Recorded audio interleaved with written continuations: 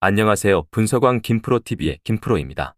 오늘은 현재 발매 중인 승부식 82회차 해외 축구 MLS 4경기 분석으로 준비해 보았습니다. 영상 보시기 직전에 좋아요, 구독 한 번씩 눌러주시길 바랍니다. 휴스턴은 상당히 공격적인 팀이며 실제로는 공격적인 특성에 비해 상당히 높게 라인을 올리는 경향이 있습니다. 하지만 미첼이 아무리 수비를 잘한다고 해도 모든 공간을 커버하기는 어려워 보입니다. 특히 지난 경기에서 미첼은 부하를 이기지 못하고 결국 실책을 기록하기도 했습니다. 특히 양쪽 측면이 대체로 비어있는 만큼 상대 측면 자원에 일격을 당하는 경우가 많은 것이 불안 요소입니다. 로스앤젤레스는 빠른 공격 상황에서 강한 모습을 보일 때가 많습니다. 지난 갤럭시전에서는 점유율이 40%를 밑돌았지만 부안가를 비롯한 양 측면의 공세에 힘입기도 했습니다. 앞에서 말한 것처럼 휴스턴은 수비가 구조적으로 불안한 상황입니다. 지난 경기에서 측면 윙어에서 4번의 찬스 메이킹을 기록한 부안가나 도움 1개를 기록한 오른쪽 윙 등 할 수 있는 부분이 많다고 예상됩니다. 로스앤젤레스 승을 추천드립니다. 캔자스시티는 지난 경기에서 결국 막판 골까지 내주며 수비 약점을 드러냈습니다. 상대가 매우 소극적인 팀이 아닌 이상 수비 능력에서 높은 평가를 받기는 어려운 상황입니다. 최근 18경기 중 11경기가 실점을 했습니다. 특히 공격적으로 효율을 잘 활용하고 있는 전력이 아니기 때문에 이번 수비 기복이 상당히 우려되는 것은 사실입니다. 댈러스는 현재 공격 전술을 가동할 수밖에 없는 상황입니다.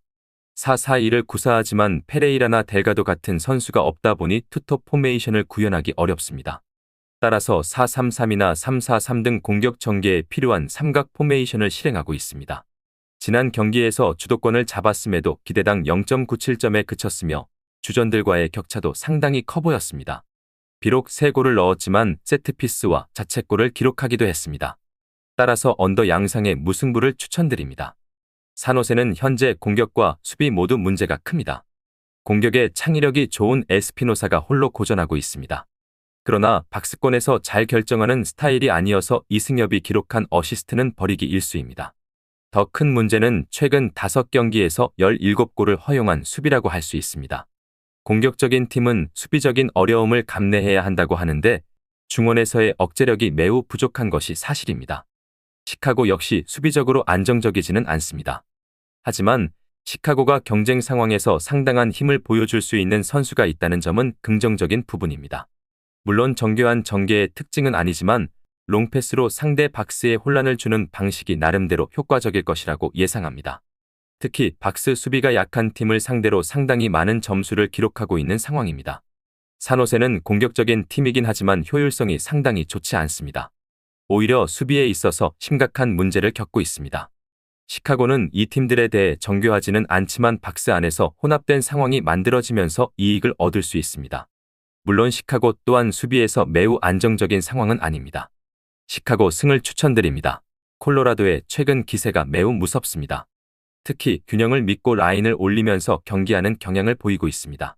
미하일로비치가 좋은 경기력을 보여주고 있는데 최근 세인트루이스전에서 해트트릭을 기록하기도 했습니다.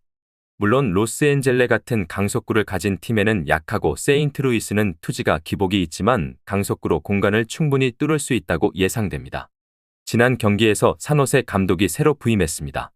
감독이 교체됐지만 프런트의 선언대로 매우 공격적이고 상대 수비를 압박하는 성향을 강하게 보이고 있습니다. 다만 세인트루이스는 현재 부상이 많고 체력을 한계까지 끌어올리는 특성상 선수들의 부하가 매우 큽니다. 지난 경기에서 산호세의 중원이 좋지 않아 높은 점유율을 책정하며 대응했지만 문제는 콜로라도가 강행할 가능성이 상당히 높다는 점입니다. 오버 양상의 콜로라도의 승리를 예상해 볼 수 있습니다. 우선 두 팀은 공격적으로 뭔가를 만들어낼 수 있는 충분한 역량을 갖추고 있습니다. 하지만 세인트루이스의 에너지 레벨이나 깊이가 문제가 될 수 있으며 콜로라도가 세인트루이스보다 밸런스가 좋은 경기력을 보여주고 있다는 평가를 받고 있는 것은 사실입니다. 콜로라도 승을 추천드립니다. 오늘 준비한 승부식 82회차 해외 축구 MLS 4경기 분석은 여기까지입니다.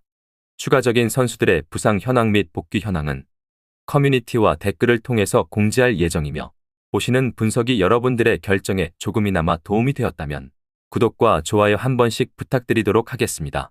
또한 추가적인 경기 정보와 예상 라인업을 토대로 한 분석이 필요하신 분들께서는 꼭 하단의 고정 댓글을 클릭하셔서 분석 자료 공유방에 오셔서 필요한 정보와 조합을 받아가셨으면 좋겠다는 말씀 전하면서 오늘의 분석은 여기서 마쳐보도록 하겠습니다. 시청해주셔서 감사합니다.